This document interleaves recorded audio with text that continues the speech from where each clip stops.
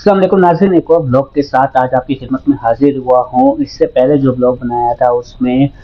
जो इस वक्त आज़ाद कश्मीर की सूरत हाल है उससे मुतालिक आगाह किया था, और आज मज़ीद उसमें जो अपडेट्स आई हैं उस हवाले से आप लोगों को बताना है। इस वक्त तमाम जो एंट्री पॉइंट्स है आज़ाद कश्मीर और पाकिस्तान के, वहाँ पर जो है धरना दे दिया गया है ज्वाइंट एक्शन कमेटी की जानिब से, और तमाम एंट्री पॉइंट्स मुकम्मल तौर पे बंद कर दिए गए हैं। आज सबसे ही मुख्तलिफ ज़िलाई हेड क्वार्टर्स में जो अवाम है उनको जमा पहुँचने की हिदायत कर दी गई थी, और वहाँ से बड़े काफिलों की सूरत में तमाम एंट्री पॉइंट्स इनमें जो कोहला का एंट्री पॉइंट है, बरारकोट है, टाइम है, और इसी तरह आज़ाद पतन का एंट्री पॉइंट है। तमाम एंट्री पॉइंट्स पर जो है वो मुजाहिरीन पहुंच चुके हैं, और इस वक्त वहाँ पर धरना दिया जा रहा है। मुजफ्फराबाद से शौकत नवाज मीर अपना काफिला लेके 5 बजे के करीब बरारकोट की जानिब रवाना हुए थे, और अब से कुछ देर पहले जिस टाइम ये ब्लॉग रिकॉर्ड कर रहे हैं करीब पहुंच चुके हैं बरारकोट के, और कुछ देर में बरारकोट पहुंच जाएंगे। जबकि बरारकोट की जो अहले इलाका है उन्होंने भी तमाम तर तैयारी कर ली है वहाँ पर धरना देने के लिए, और जो मुजाहिरीन वहाँ पहुँच रहे हैं उनके लिए खाने का भी इंतज़ाम जो है वो किया जा रहा है। आज सुबह 11 बजे का वक्त दिया गया था ज्वाइंट एक्शन कमेटी की जानिब से हुकूमत को कि 11 बजे तक सदारती ऑर्डिनेंस जो है, मुतनाज़ा सदारती ऑर्डिनेंस, उसको वापस लिया जाए और तमाम जो दीगर मुतालबात है उन पर अमल दरामद किया जाए, और सूरत दीगर जो एंट्री पॉइंट्स उनकी तरफ लॉन्ग मार्च किया जाएगा। 11 बजे के बाद मुजफ्फराबाद के अलावा तमाम का ज़िला हेडक्वार्टर्स है वहाँ से, और मुख्तलिफ जो दीगर इलाके हैं आज़ाद कश्मीर के, वहाँ से मुख्तलिफ जो काफ़िले हैं वो एंट्री पॉइंट की जानिब उनका काफ़िले जो है वहाँ रवाना हो चुके थे, और मुजफ्फराबाद के जो काफ़िला था वो उसकी जो रवानगी उसमें ताख़ीर की वजह यह है कि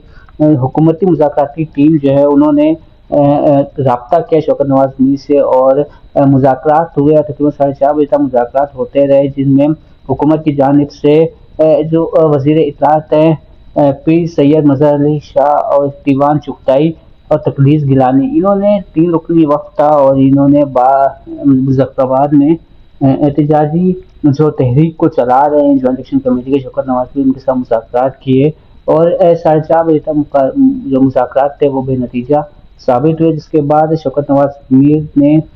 एहतजाज को जारी रखने का और एंट्री पॉइंट्स की तरफ मार्च का ऐलान किया, और अब शौकत नवाज मीर की जानिब से यही कहा जा रहा है कि जब तक हुकूमत की जानिब से उनके मुतालबात जिनमें सदारती ऑर्डिनेंस की वापसी, असीरों की रिहाई और दीगर जो चार्टर्ड ऑफ डिमांड है उन पर उनको तस्लीम नहीं किया जाता, इनका यह एहतजाज जो है वो जारी रहेगा। दूसरी जानिब एक अहम डेवलपमेंट ये हुई है कि पाकिस्तान पीपल्स पार्टी आज़ाद कश्मीर की पार्लिमानी पार्टी का इजलास हुआ है बिलावल भुट्टो की सरबराही में, और उन्होंने भी सदारती ऑर्डिनेंस को मुस्तरद कर दिया है। जबकि सदर आज़ाद कश्मीर सुल्तान महमूद चौधरी ने भी वज़ीर आज़म चौधरी अनवार को एक खत लिखा है जिस पर उन्होंने तहफ़्फ़ुज़ात का इज़हार किया, और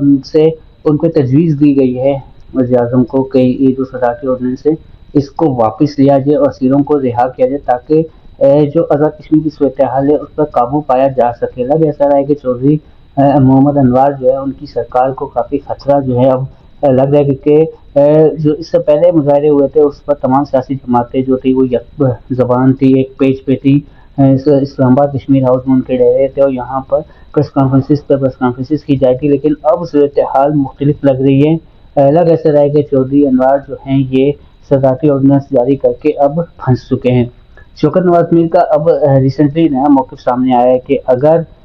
हुकूमत हठधर्मी पर बरकरार रहती है तो कल कोर कमेटी का उनकी जो ज्वाइंट एक्शन कमेटी है उसका इजलास होना है ऑनलाइन, और उसके बाद एक तजवीज़ ज़ेर गौर है वो ये है कि मुतफ़िका तौर पर यह फैसला किया जाएगा कि जो आज़ाद कश्मीर की कानून साज़ असम्बली है उसका घेराव किया जाए। तो कल इस पर आगे का जो है वो फैसला किया जाएगा।